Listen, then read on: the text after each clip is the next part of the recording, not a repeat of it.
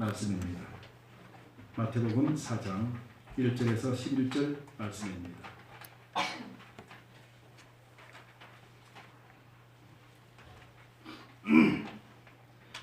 우리 한 목소리로 읽겠습니다. 4장 1절에서 11절입니다.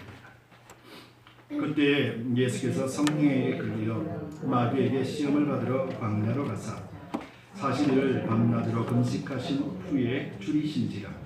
시험하는 자가 예수께 나와서 가로되 내가 만일 하나님의 아들이거든 명하여 이 돌들이 떡덩이가 되게 하라.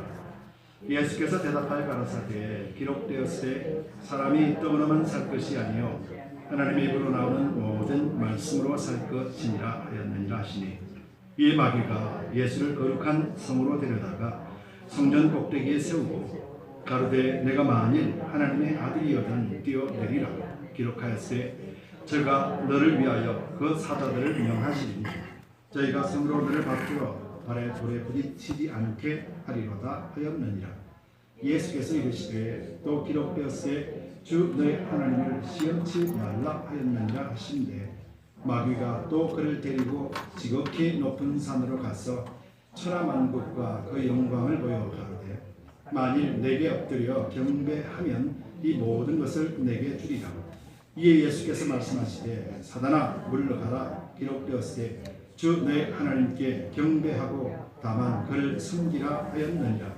이에 마귀는 예수를 떠나고 천사들이 나와서 수종되니라. 아멘. 기도하겠습니다. 좋으신 주님 감사합니다. 또 이 시간에 부족한 종이 말씀을 대언합니다. 십자가에 감춰두시되 우리 입술만 사로잡아 두시고 성령께서만이 주관하여 주시옵소서. 감사드리며 예수 그리스도의 이름으로 간절히 기도드리옵나이다. 우리 다같이 성경을 드십시다. 성경을 드시고 또 선포하십시다. 함께 선포하겠습니다. 큰 소리로 선포합니다. 하나님의 말씀은 내가 들으며 내게 주십니다. 내가 말씀을 지키면 하나님께서 나를 지키십니다. 아멘. 우리의 이 선포는 하나도 헛되이 없습니다. 아멘. 누림을 하나님의 말씀으로 충만하게 채워주실 것입니다. 아울러서 성공적인 예배는 성공적인 인생을 삽니다. 특별히 성공적인 예배, 성공적인 인생에 대해서 함께 또 말씀 속으로 찾아보기를 원합니다. 또 교회는 주님이 세우셨고 주님의 방법으로 이끌어 가십니다. 교회는 예수님께서 머리가 되시기 때문에 그렇습니다.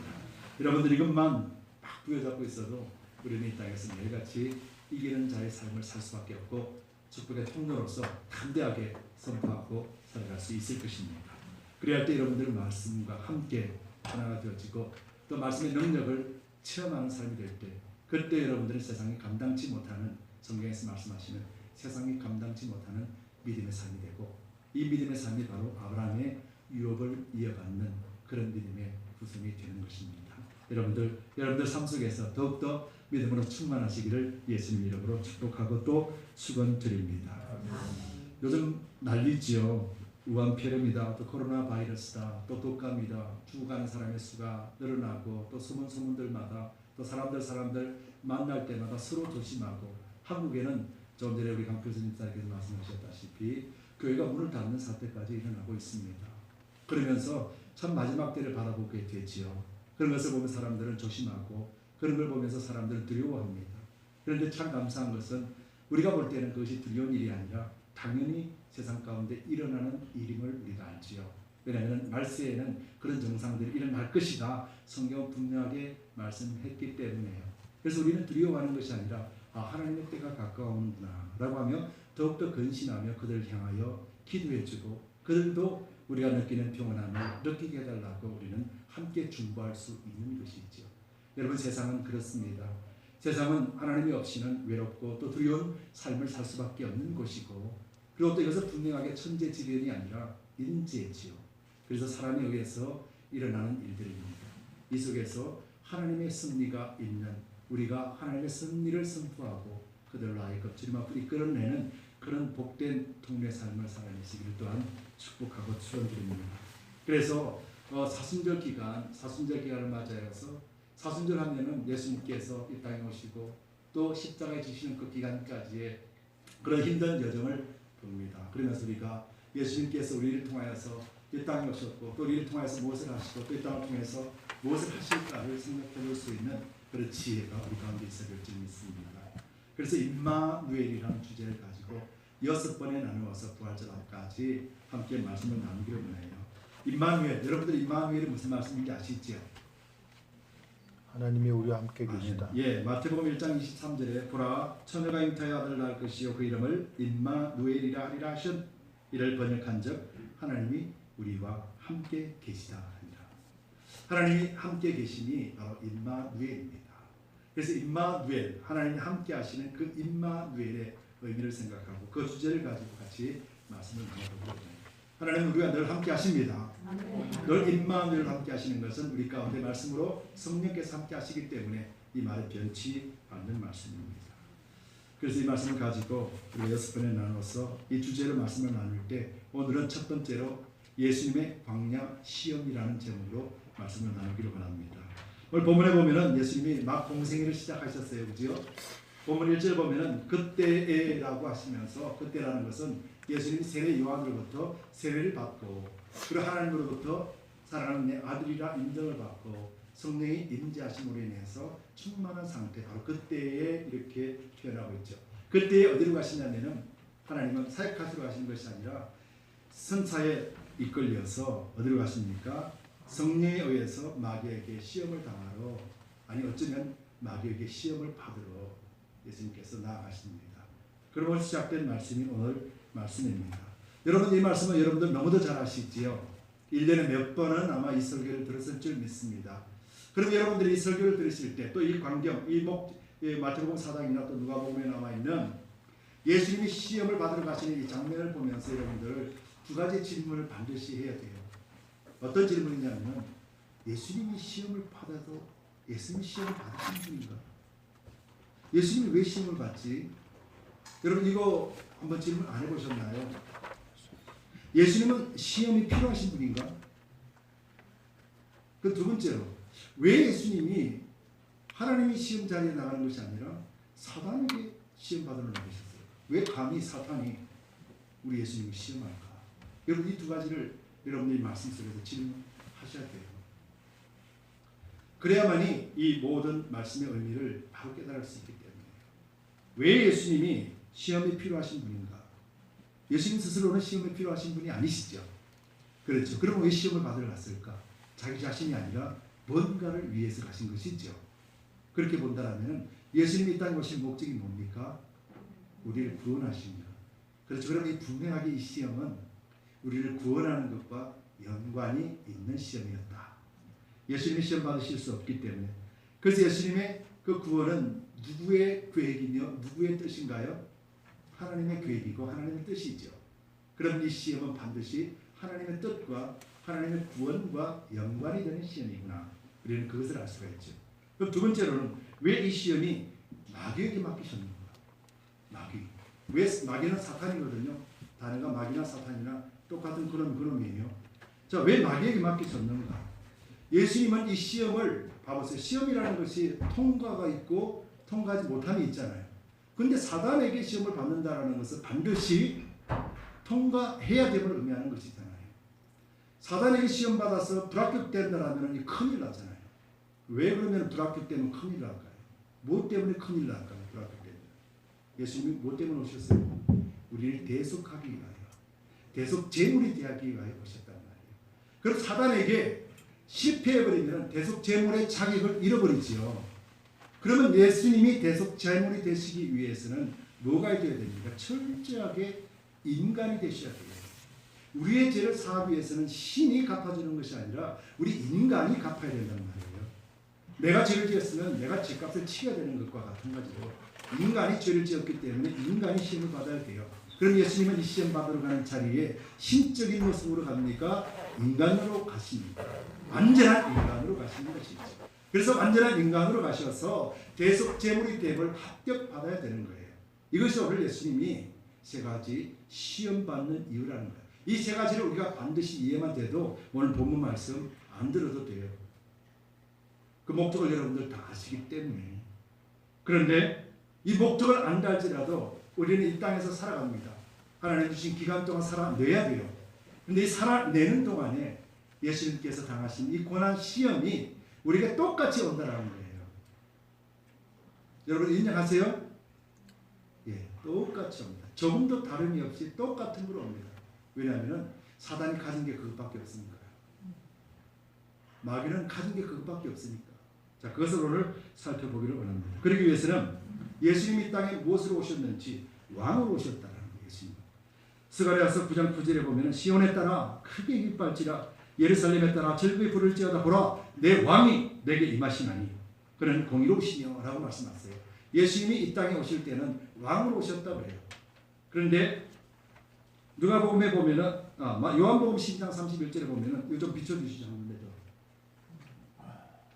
자, 요게 사단이 주장하는 게 사탄이 입으로 주장했던 거예요. 그리고 또 요한복음 12장 31절에 보면 이제 이 세상의 심판이 이르렀으니 이 세상 임금이 쫓겨나느니라. 자, 이 세상의 임금은 누구였습니까? 사탄. 예수님은 뭘로 오셨어요? 왕으로 오셨단 말이에요. 임금과 왕의 대결이 딱 벌쳐지는 것이죠. 여러분 이제 그림 그려지죠? 안 그려지세요? 그려지시라고 이거 올려놨는데 세상의 임금에게 하나님이 왕으로 오셨다는 거예요. 그러니까 이놈이 미치는 거예요. 지 바운다리를 침범당하니까. 그렇지 않겠어요? 그 지난 시간에 말씀드렸죠. 그리스도인들은 세상에 핍박받는 것이 아니라 세상을 핍박하는 자라고 해요. 어둠에 있는 속에 있는 것들에게 빛을 비춰내버리니까 어둠이 견디기 힘든 것이죠. 이게 복음의 원리라고 말씀드렸죠. 마찬가지예요. 예수님께서는 왕으로 오셨습니다. 왕으로 오시니 세상 임금 내 천하 왕국이로 내 것이라고 생각했던 사단이 어떻게 되겠습니까? 깜짝 놀랬지요. 자, 두 번째로요. 예수님께서 이 땅에 오셨음에 예수님은 무엇하러 시험을 받으셨냐면 히브리서 2장 18절에 자기가 시험을 받아 고난을 당하셨은즉 시험 받는 자들을 능히 도우시리라. 두 가지 이유 때문에 오늘 시험 받으러 가는 거예요.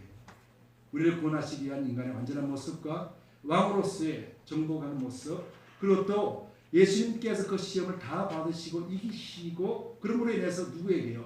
우리에게 도와주시기 위해서 우리를 위해서 시험을 받으셨다 그 말이에요. 자, 그런데 이 세상 왕국을 가지고 있는 이 사탄이 뭐라고 이야기합니까? 누가복음 4장 6절에 마귀가 또 예수를 이끌고 올라가서 순식간에 천한 만국을 보이는 이거는 마태복음에 있는 내용을 누가복음에 있는 내용에 그대로 표현해 놓은 겁니다. 원래 이 상황이 누가복음에 그대로 있는데 누가가 이렇게 표현했습니다. 마귀가 이렇게 이야기해요. 마귀가 또 예수를 이끌고 올라가서 순식간에 천한 만국을 보며 가는데 이 모든 권세와 그 영광을 내가 내게 주리라. 이것은 내게 넘겨준 것이므로 나의 원하는 자에게 주노라.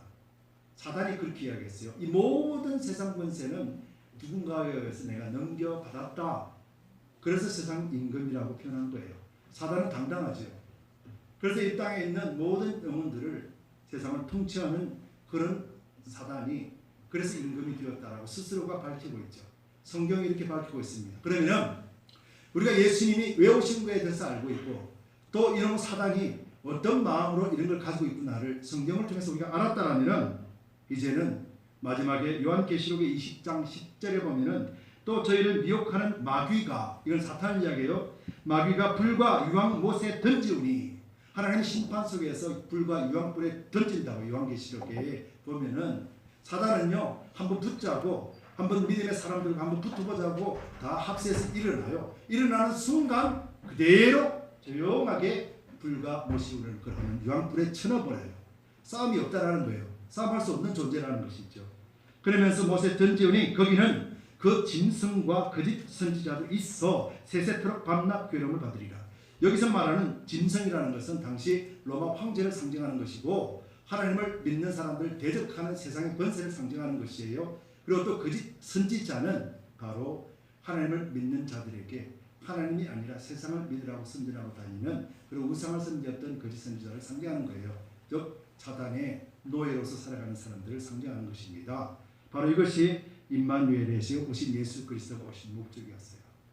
자, 그렇다면 예수님이 그 모든 테스트를 통과하신과 동시에 이미 제물이 되시는 자격을 얻었고 제물이 되셔서 십자가에 달려 돌아가심으로 인해서 완전하게 우리에게 죄 사한 능력을 우리에게 주셨고 그리고 또 그 십자가의 죽으심으로 인해서 하나님의 그의 능력이 살리심으로 인하여서 그 모든 세상 권세를 예수님의 발 앞에 주셨다라고 하는 세 번째 권능, 정복의 권능에 의해서 이 땅에 머리로 오셨어요.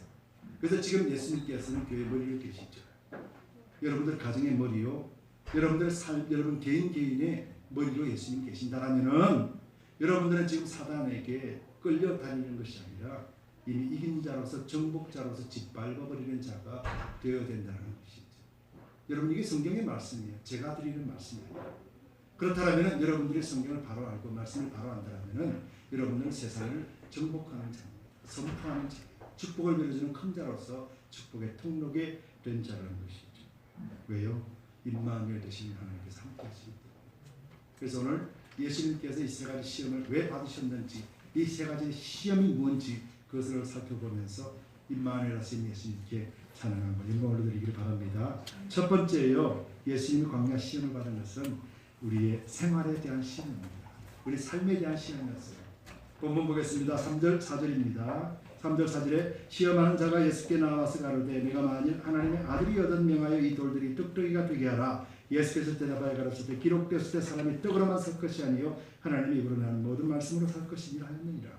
자, 예수님이 이제 시험을 받으시죠. 근데 예수님은 참 시험 받을 필요가 없는 분인데 예수님은 시험을 받으셨어요. 첫 번째 시험이 뭐였습니까? 먹는 거였었어요. 참 재밌죠. 우리 육체적인 조상이 누굽니까? 아담 할아버지는 무엇으로 시험받았습니까? 선악과를 먹는 것으로 시험받았어요. 그리고 또 예수님께서는 오늘 이 돌들을 떡으로 만들어 먹으라는 말은 안 했지만 떡을 만들으라라고 하는 먹는 것에 시험이 있었어요. 자, 보십시오. 아담은 다 가진 상태였었어요. 다 가진 상태였고 부족하지 없는 상태에서 선악과를 먹음으로 하나님 앞에 불순종한 죄를 지었죠. 근데 오늘 예수님은 어떤 때 이 사람이 와서 유혹을 했냐면은, 자, 이제 예수님께서는 40일 뭘 하셨죠? 금식하셨어요. 그러면 금식 시작할 때 유혹이 왔나요? 아니면 한 20일쯤 됐을 때 유혹이 왔나요? 아니면 금식이 끝났을 때 왔나요? 끝났을 때 왔죠. 인간이 완전한 인간 예수로 지금 가셨다고 그랬잖아요. 완전한 인간 예수가 40일 동안 금식했다라면은 어떤 상태일까요? 없이 그렇죠. 모든 육체가 다 절망 가운데 있는 것처럼 완전히 기진맥진한 상태죠. 자, 그럴 때 예수님 40일, 아니 우리가 40일 금식기를 했다라면은 우리에게 가장 필요한 것이 뭘까요? 먹는 거죠. 40일 금식한 사람한테 가서 자, 수고했습니다. 양복 드리겠습니다. 그래서 기뻐할까요? 40일 금식한 사람한테 수고했습니다. 자동차 한 대 줄게요. 라는데 기뻐할까요? 가장 필요한 것은 떡입니다. 먹는 것이죠.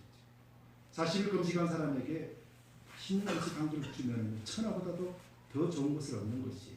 자, 예수님이 40일 금식하면서 가장 필요로 하고 가장 절실히 구했던 그 음식에 대해서 사단이 유혹한다는 거예요. 여러분들에게는 떡이 무엇입니까? 우리가 살아가면서 가장 절실하고 가장 필요한 것이 여러분들에게는 무언가요? 바로 사단이 그걸 시험한다는 거죠. 여러분들이 가장 필요로 하고 가장 절실한 것을 내가 취하고 싶잖아요. 내가 가지고 싶잖아요. 근데 가지는 것이 나쁜가? 그렇지 않다는 거예요. 어떻게 가지는가? 그것을 시험한다는 것이죠. 그런데 오늘 예수님께서는 이렇게 말씀하십니다. 기록되었을 때 사람이 떡으로만 살 것이 아니요 하나님의 입으로 나오는 모든 말씀으로 살 것입니다. 여러분 이 말씀 오해하지 마세요. 떡이 중요하지 않다. 많이 먹고 적게 먹는 그 관계 이렇게 생각하시면 큰일 나요. 예수님은 떡이 필요하신 분이시죠. 그런데 예수님은 왜 돌을 떡으로 만들지 못했냐면은, 자, 사단이 왜 돌을 들어서 떡을 만들어 갑니까? 돌을 들어서 떡을 만들면 어떤 게 나타납니까? 신적인 권능이 나타나고 있잖아요. 인간이 할 수 없는 방법이잖아요. 신적인 권능이 나타나면은 예수님은 지금 완전한 인간으로서 제물이 되어야 되는데 거기서 신적인 목적이 나타나면은 우리의 대속할수있는 제물로서 불합격되잖아요. 그렇지 않겠어요? 예수님이 신적인 능력을 그곳에 드러낸다면은 예수님은 능력하실 수 있는 분이세요. 그렇지만 안 하셨어요. 왜요? 완전한 인간으로서 제물 되시기 위해서요. 그 자격 갖추기 위해서 안 하신 거예요. 어떤 때요? 가참 힘들고 어려운 것이기에. 그래서 안 하십니다. 그런데 사단은 그것으로 유혹합니다. 여러분들이 가장 필요로 하는 것, 가장 절실히 필요한 그때에 사단이 유혹으로 다가왔을 때 여러분들이 어떤 권능을 가지기를 원하십니까? 그리스도의 권능으로 그것을 해결해 달라고 간구하십니까? 아니면 아버지의 뜻이 무엇입니까? 라고 강구하십니까? 오늘 예수님은 인간으로 오셔서 고난당하며 죽는 것이 목적이고 하나님의 뜻이라고 그랬잖아요. 그렇다면 예수님이 신적인 권능을 상해버리면 예수님 스스로가 하나님의 뜻을 어떻게 해요? 거부해버리는 거예요. 사단이 그걸 노리는 거죠. 여러분들에게 가장 필요하고 절실한 것 가지고 시험할 때 여러분들 반드시 가장 절실한 시기에 가장 필요한 것이 내 손에 앞에 있다 할지라도 덥석 무는 것이 아니라 하나님의 뜻이 무엇입니까? 먼저 물으시기 바랍니다. 여러분 이거 굉장히 어렵습니다. 그런데 여러분들 하나님의 뜻을 물으시기 바랍니다. 이것이 과연 하나님이 주시는 것인가? 사단이 유혹해서 나를 물질이나 그런 것을 통해서 넘어뜨리게 만드는 것인가? 내가 이것을 취함을 통해서 하나님보다도 이것에 더 마음이 뺏기게 만들어버리는 것인가? 여러분 이것을 여러분들이 생각하셔야 됩니다. 예수님 이것 때문에 테스트를 받으셨거든요. 그러니까 여러분들이 가장 필요한 것, 가장 절실한 것이 내 눈앞에 올 때 하나님이 나에게 주시는 것이에요? 아니면 유혹하는 것으로 나를 넘어뜨리게 하는 것이에요? 라고 여러분들이 기억하고 기도해야 됩니다. 왜요? 하나님이 주시는 것은 분명하게 근심과 걱정이 없는 기쁨과 희락으로 주시는 것이기 때문에 그래서 그것에 취했을 때 먼저 하나님 감사합니다가 나올 수밖에 없거든요. 근데 절실한 것 취했을 때 필요한 것 취했을 때 하나님보다도 이것에 대해서 마음이 빼앗겨버린다면 이건 사단이 주는 거예요. 이것이 영적 분별력이라는 거예요. 여러분 반드시 영적 분별력을 통해서 하나님이 주시다라고 인정하게 되면 하나님 감사합니다. 감사히 먹겠습니다. 이것은 하나님이 주신 것입니다라고 인정하시기 바랍니다. 그래야 할 때 사단의 괴계에서 여러분들은 이길 수 있게 됩니다. 왜냐하면 육체 이 먹는 영역은요 인간의 힘으로서는 이길 수 없는 영역이에요. 말씀드렸잖아요. 세상의 임금이 누구라고요? 사단. 육체의 임금이 누구라고요? 사단이잖아요. 우리가 어떻게 이길 수가 있어요? 이길 사람 아무도 없어요. 그래서 예수님이 오신 거예요. 그래서 우리가 이 육체에 그런 것들이 다가올 때마다 주여 주님 알게 하시옵소서, 지혜를 주시옵소서, 분별할 수 있게 해주시옵소서 기도하고 간 거예요. 그게 도와주시는 거죠. 성령께서 도와주시고 오셨으니까 그리하면 우리에게 지혜를 주심으로 어떤 풍성한 것이 있다 할지라도 이것이 나에게 영적으로 피폐되어져 가게 만들어버리는 것인지 더욱더 하나님을 찬송할 수 있는 도구가 되는지 그때 분별하게 된다는 거예요. 40일 금식했는데 5분 더 참을 수 있잖아요. 그렇죠? 40일 금식했는데 10분 참을 수 있잖아요. 근데 우리를 그렇게 못하는 게 인간이잖아요. 주면 흡지금 먹을 수밖에 없는 연약함을 가지고 있는 우리 인간이라는 사실 여러분들 잊지 마시기 바랍니다. 사람이 떡으로만 살 것이 아니요 하나님 입으로 나오는 모든 말씀으로 살 것이다. 바로 아버지의 뜻을 이루기 위하여 예수님께서는 그 본능을 하실 수 있음에도 불구하고 사용하지 않으셨고 완전한 인간의 모습으로서 말씀으로 물리친 본을 우리에게 보여주셨습니다. 여러분들 말씀 가운데 또 승리하시기 바랍니다. 두 번째로는 예수님의 광야 시험은 가장 중요한 것일지도 모르죠. 우리에게 뭐냐면 우리의 신앙에 대한 시험입니다. 종교에 대한 시험이라는 거예요. 여러분 5절과 7절 말씀을 보겠습니다. 이에 마귀가 예수를 거룩한 성으로 데려다가 성전 꼭대기에 세우고 가로되 내가 만일 하나님의 아들이거든 뛰어내리라. 기록하였을 때 저가 너를 위하여 그 사자들을 명하시리니 저희가 손으로 너를 받들어 발에 돌에 부딪히지 않게 하리라 하였느니라. 예수께서 이르시되 또 기록되었을 때 주 너의 하나님을 시험치 말라 하였느니라 하시는데 이것은 사단이 하나님의 말씀을 가지고 유혹하는 거예요. 사단도 하나님의 말씀을 알아요. 그래서 시편 말씀을 인용하면서 뛰어내려라. 아유 뛰어내리면 말씀이 그렇게 되어 있지 않냐. 너 발을 받아줄 텐데 구해줄 텐데 뭐 걱정하고 있어. 뛰어내려. 어디서요? 성전 꼭대기에 있어. 사단이 예수님을 성전 꼭대기에 갔어. 그래서 꼭대기라는 것은 성전의 완전 제일 높은 타입이 아니고요. 성전을 보면 약간 나와 있는 기처럼 나와 있는 부분이 있어요. 거기서 세웠다라는 거예요. 그래서 뛰어내리라 그러는 거예요. 그러면서 야, 네 하나님의 아들이라며. 하나님의 아들이면 이제 뛰어내리면 말씀이 그렇게 되어 있으니까 너 올려줄 거 아니야. 뛰어내려봐. 말씀을 가지고 우리 테스트하는 거예요. 그럴 때 예수님께서 뭐라고 하십니까? 주 너의 하나님을 시험치 말라. 이렇게 말씀합니다. 자, 이 말씀을 우리가 정확하게 이해를 하려면 오늘 어디로 사단이 예수님을 데려갔습니까? 성전. 그럼 성전이 무엇인지에 대해서 우리가 정확하게 알아야 된다. 자, 이 성전이 어떤 성전입니까? 예루살렘 성전이었죠. 그죠? 그 예루살렘 성전, 이스라엘에게 있어서 예루살렘 성전은 어떤 의미입니까? 성전에 누가 계세요? 하나님의 인자가 계시는 곳. 거룩한 곳. 성전에서 뭘 합니까? 제사를 드리는 곳. 그렇죠. 그럼 성전에서 뛰어내린다는 것이 무엇을 의미할까요? 하나님의 임재를 부인하는 것이고 하나님의 거룩성을 부인하는 것이고 하나님의 제사를 부인하는 것이죠. 성전에서 뛰어내린다는 것이. 그렇지 않겠습니까? 사단이 노리는 것이 무엇일까요? 뛰어내려라. 이 말씀에 너를 구해줄 것이다. 이 말이 뭡니까? 너 하나님의 임재를 거부하고 하나님의 거룩함도 잃어버리고 하나님 앞에 예배를 안 드려도 너는 살 수 있어. 그렇게 말하는 유혹이죠. 여러분, 성전은 하나님의 임재가 계신 곳이죠. 그렇다면 예수님께서 이 성전에 대해서 뭐라고 말씀하셨어요? 만민이 기도하는 집이다. 그렇게 말씀하셨죠. 한 가지 질문이요. 예수님이 죽은 자도 살리시고 병든 자를 고치시고 그렇게 하셨을 때 어디서 하셨어요? 성전에서 하셨나요? 성전에서 뭘 하셨어요? 예수님께서 기도하시고 말씀 가르치시고. 그렇다면 이 사단이 성전에서 뛰어내리라. 그러면 이 권능에 대해서 예수님은 성전 안에서 권능을 행치 않으셨어요. 성전 안에서 말씀을 가르치고 기도하셨어요. 그 권능은 어디서 나타났습니까? 사람들이 살고 있는 삶 속에서 나타난다. 그러면 하나님의 임재를 인정하지 않고 거룩함을 인정하지 않고 예배를 드리지 않는다라면 우리의 삶 속에 그런 권능이 나타날까요? 안 나타날까요? 안 나타나요. 왜요? 주시는 이가 하나님이시기 때문에. 그래서 성전을 짓밟고 뛰어내린다. 하나님의 임재를 무시한다. 이것이 죄라는 것이에요. 왜 죄일까? 두 가지로 나눌 수가 있습니다. 하나는요, 이 성전을 조금 전에 말씀드렸죠. 하나님의 임재. 그 다음에 이 성전은 거룩한 하나님의 통치가 이루어지는 나라잖아요. 그래서 이 교회는 누가 주인입니까? 믿는 가정의 주인은 누굽니까? 여러분 자신은 누굽니까? 누가 통치하십니까? 하나님. 여러분들 안에 누가 있습니까? 성령님. 성령님이 어디 계십니까? 내 안에. 얘가 뭐라고 그랬습니까? 우리는 거룩한 성전이니. 성전이 그렇게 얘기했잖아요. 그럼 성전 안에 예수님이 계신다는 거예요.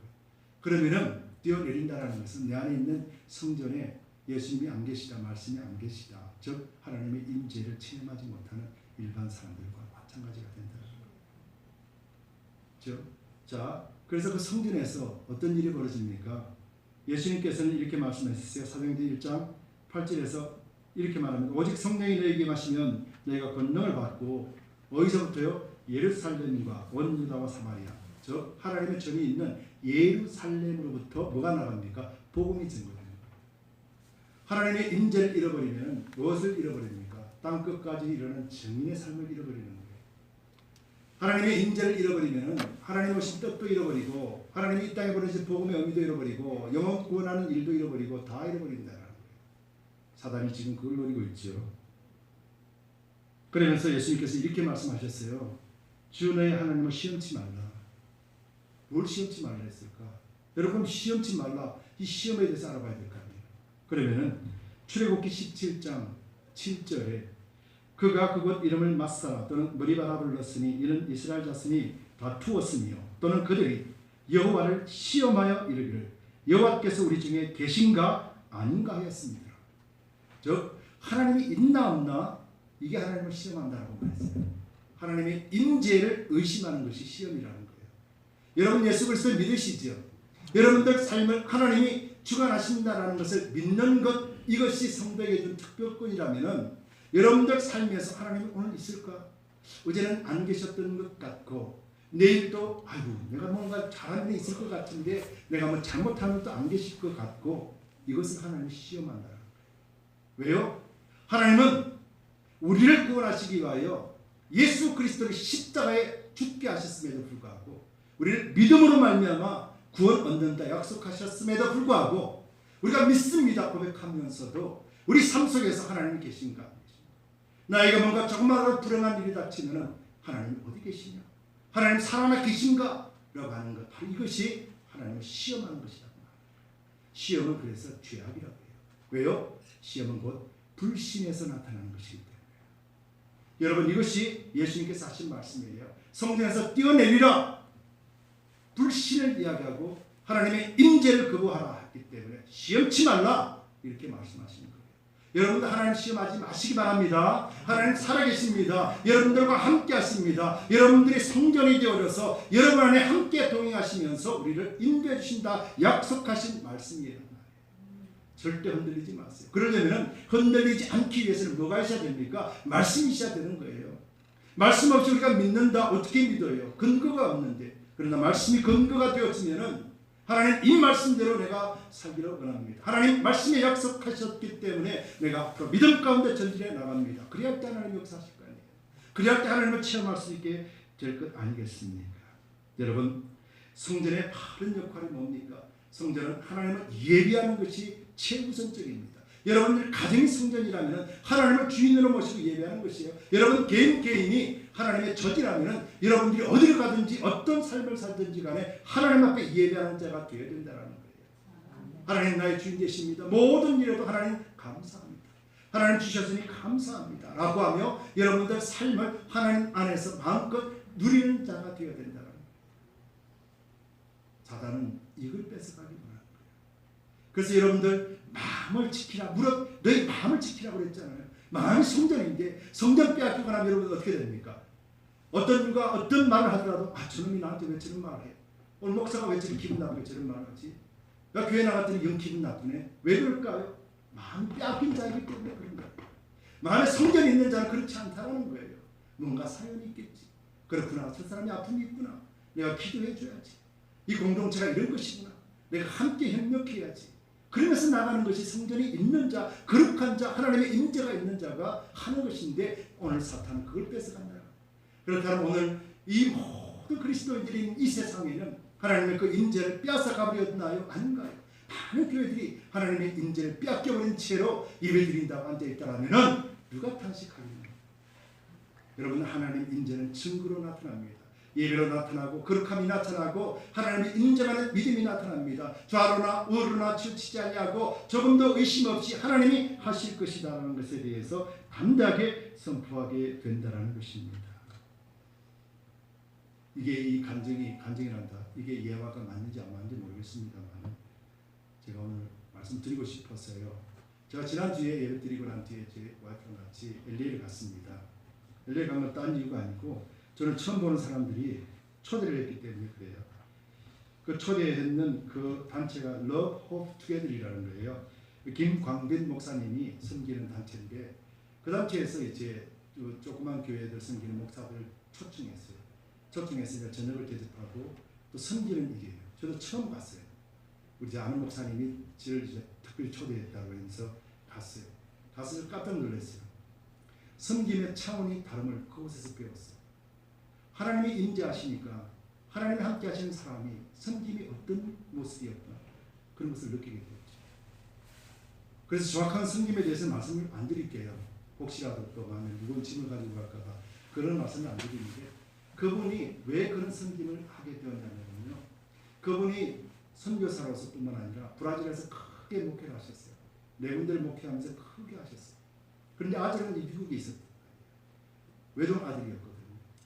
그래서 브라질에서 정말 충성되게 열심히 목회를 했습니다. 그리고 어느 날 미국에 돌아와 보니 그 아들이 마약 중독이 되어 있고 또 살인자가 되어 버린 거예요. 자기는 하나님의 일을 열심히 했고 최선을 다했음에도 불구하고 단 하나뿐인 외동 아들이 미국에 살면서 부모의 사랑을 받지 못하고 살아가고 그래서 혼자 살다가 심지어는 홈리스 피플처럼 그렇게 살다가 마약 중독에 빠지고 결국은 살인자가 되어져서 법적으로는 이 땅에 나오지 못하는 그런 영원한 무리수로서의 삶을 살게 됩니다. 그것을 본 목사님과 사모님은 절망할 수밖에 없죠. 하나님 내가 이렇게 하나님 앞에 충성했고 이렇게 선교사라도 감당했는데 왜 이런 일이 지금도 아프겠지. 그런데 그 목사님 옆에 또 멘토 되시는 목사님이 김 목사님 그 아픈 것을 가지고 그 아픔을 알기 때문에 같이 아픈 사람을 섬겨주면 안 되겠습니까? 라고 하는 겉면 속에 그 겉면을 가지고 하나님 앞에 기도하면서 그때부터 시작된 이 섬김의 사역이 바로 이 사랑의 섬김이었다. 그러면서 이분은 목회자들을 섬깁니다. 섬기는데요, 어마어마하게 섬깁니다.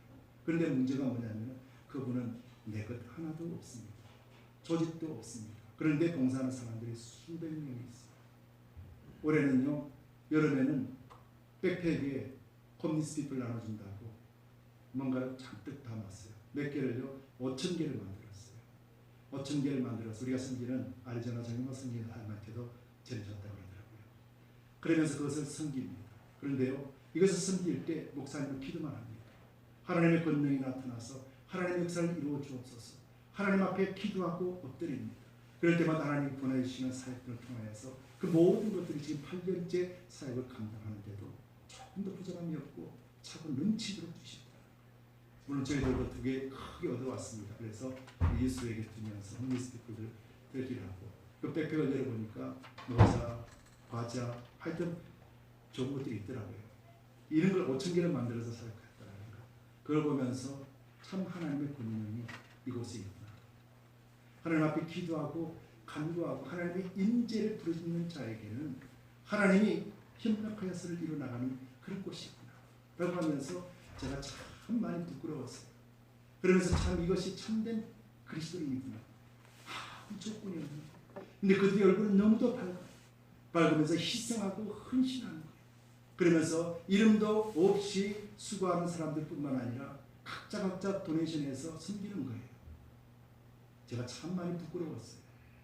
그러면서 이것은 나눠야 되겠다. 여러분들의 부담을 주려고 그러는 것이 아니라 하나님의 임재가 있는 곳, 하나님의 권능이 있는 곳에는 이런 회복의 역사가 있더라는 것이에요. 그곳은 30명이 넘는 목사님과 사모님, 60명이 넘고 100명이 되는 그 모든 것들을 섬기는데요, 기쁨과 감사함으로 섬기는 거예요. 어떤 조건이 없는 거예요. 어떤 조건 없이 그냥 주시죠. 그러면서 그런 간증을 하는 거예요. 그래서 사모님은 아직도 자식 생각하면 아파, 눈물을 흘려요. 그러면서 자기 자신을 위해서 기도해달라고 그렇게 얘기합니다. 그 아들 이름이 요나단입니다. 여러분들 생각나실 때 기도해주세요. 마약과 그리고 또 무기수로서 감옥에 있습니다. 그러면서 그 아들 위해서 끊임없이 기도하면서 그 아픔과 그 절규를 봉사하고 섬김에다가 투자하는 것. 이것 어떻게 그리스도인이 아니면, 예수를 믿는 자가 아니면 할 수 없는 것입니다. 하나님의 임재가 그만큼 놀라운 역사가 일어난다는 것입니다. 우리 교회도, 여러분들 가정도, 여러분 한 사람 한 사람에게도 그리스도의 임재가 결단코 사탄 원수마귀 세력들에게 빼앗기지 않기를 예수님의 이름으로 축복합니다. 마지막으로 세 번째요. 예수님께서 광야 시험을 당하신 것은 중요한 것, 예배에 관한 것입니다. 오늘 보면은 8절 10절 말씀을 잠깐 보면은 마귀가 또 그를 데리고 지극히 높은 산으로 가서 천하만국과 그 영광을 보여 가로되 만일 내게 엎드려 경배하면 이 모든 것을 내게 주리라. 이 예수께서 말씀하시되 사단아 물러가라 기록되었으니 주 너희 하나님께 경배하고 나는 그를 섬기라 했느니라. 자, 봐보세요. 이제는 알죠. 사단이 어떤 존재인지. 세상 임금이기 때문에 예수님 보고 너 나 경배해, 당연한 권리를 주장하는 거 이제 아시겠죠. 육적인 인간에게 너 나를 경배해야 되라고 당연하게 주장하는 것, 사단의 권리인 것 여러분들 아시죠? 그 권리를 예수님 오셔서 달라고 그러니 그들이 미치지 않겠습니까? 발칵 뛰지 않겠습니까? 자기 바운다리를 깨려고 그러니 얼마나 환장하겠어요? 예수님을 길을 쓰고 죽이려 하지 않겠습니까? 그리스도인들 길을 쓰고 죽이려 하지 않겠습니까? 우리가 그리스도인의 빛을 전혀 비추지 않으면 세상에 무관심합니다. 우리에게 전혀 관심 없어요. 예수 믿어 구원받을 예수 앞에 회개하고 돌아오시오 이렇게 말하니까 그 순간부터 우리를 잡아 죽이려고 던지는 거죠. 예수님 말씀 자세히 보세요. 스데반도 자세히 보세요. 사도 바울도 자세히 보세요. 복음의 빛을 비추는 순간에 모두 다 죽이려고 던져들었다. 여러분, 우리 교회가 그렇습니다. 교회가 복음을 전할 때 그때 우리는 세상에 대적자가 됩니다. 세상에서 칭찬받는 것이 아니라 대적자가 되기를 예수님 이름으로 축복합니다. 오늘 사단이 이렇게 얘기해요. 자기 앞에 엎드려 경배하면 모든 것을 주겠다 그래요. 사단이 이름이 뭐예요? 대적자요, 비난자요, 비방자거든요. 거짓말쟁이란 말이에요. 모든 것을 준다 그래요. 사단은 모든 것을 주는 것이 아니라요, 모든 것을 무너뜨리는 것이 사단이에요. 그러면서 영광만 취하는 것이 사단이라는 거예요. 그랬을 때 사단은 모든 세상들을 굴복시켰어요. 굴복이 아니라 자동으로 그렇게 됐죠. 그래서 세상의 임금으로서 군림하고 있는 거예요. 그러니 예수님이 인간으로 오셨으니까 인간은 누구의 소습입니까? 자동으로 사단의 소습이 될 수밖에 없어요. 인간이기 때문에. 그래서 이걸 요구를 하는 거예요. 그럴 때 예수님께서는 이렇게 하죠. 사단아 물러가라. 기록되었으되 주 너희 하나님께 경배하고 다만 그를 섬기라 합니다. 예수님에게는 뭐가 있습니까? 성령이 충만했다라는 거예요. 여러분들의 성령이 충만하시면은 사단이 올 때 뭐라고 해야 됩니까? 물러가라. 사단아 물러가라. 근데 여러분들 사단하고 싸우지 마세요. 걔는 우리 싸움 대상이 아니란 말이에요. 여러분들 사단 왔다고 여러분들 어떤 버스 제끼고 사단이 일로 와봐 한번 붙어보자. 절대 그러지 마세요. 그러면 피투성이 나도 깨집니다. 왜요? 사단을 이기는 방법은 그 방법이 아니기 때문에. 사단을 이기는 유일한 방법은 그 방법이 아니라 사단에게 이길 수 있는 방법은 예수님 안으로 들어가는 것입니다. 욥기서 2장 6절에 보면요. 여호와께서 사단에게 이르시되 내가 그를 내 손에 붙이느니라. 그러나 오직 그의 생명은 해하지 말지니라. 사단에게 인간을 테스트하고 유혹하는 모든 것을 다 줬지만 생명은 건드리지 말라고 했어요. 그 생명이 누구 거예요? 하나님 거. 근데 우리가 생명을 안 잊는 일인데 생명을 잃어버리지 일이 아닌 일인데 왜 두려워할까요? 가진 것을 안 뺏기려고 합니다. 내가 누린 것을 안 뺏기려고 하다 보니까 그러니까 화가 나고 불도 터지는 거죠. 근데 막상 여러분들 정말 생명을 빼앗기는 그런 고통 가운데 있던 사람들이 예수님을 만날 확률이 120%죠. 왜 그럴까요? 생명이 중요하기 때문에. 여러분들 우리도 예수 그리스도의 말씀을 가지고 생명을 전한 자가 되어야 될 줄 믿습니다. 사단은 오늘도 우리를 유혹합니다.